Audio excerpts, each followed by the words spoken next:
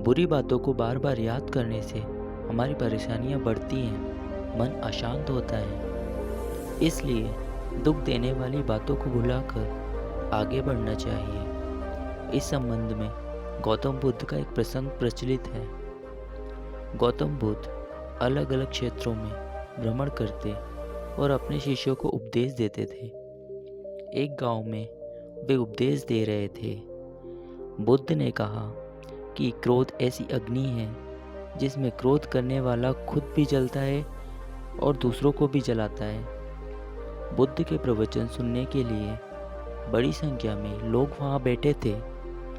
उन लोगों में बहुत गुस्से वाला एक व्यक्ति भी बैठा था। उसे यह बात पसंद नहीं आई।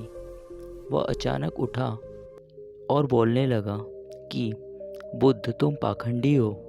बड़ी बड़ी बातें करना ही तुम्हारा काम है। तुम लोगों को भ्रमित कर रहे हो। तुम्हारी ये बातें आज कोई मायने नहीं रखती। व्यक्ति लगातार बुद्ध को अपमानजनक बातें सुना रहा था। वहाँ बैठे सभी लोग यह देखकर हैरान थे कि बुद्ध ये सब शांति से सुन रहे थे, लेकिन कुछ बोल नहीं रहे थे। क्रोधी व्यक्ति बुद्ध को शांत देखकर और ज़्यादा क्रोधित हो गया। वह बुद्ध के पास गया और उनके मुंह पर थूककर वहाँ से चला गया। घर पहुंचकर क्रोधी व्यक्ति का मन शांत हुआ तो उसे अपने किए पर बहुत पछतावा हुआ।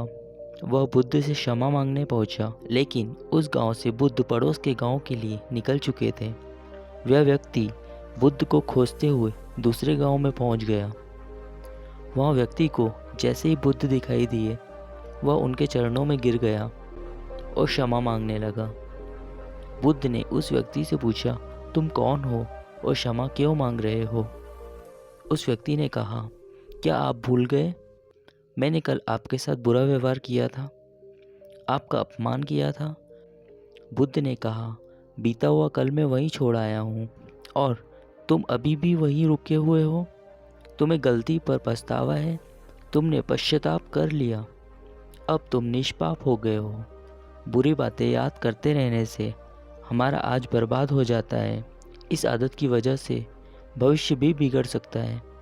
इसलिए बीते हुए कल की बातों को भुलाकर आगे बढ़ना चाहिए।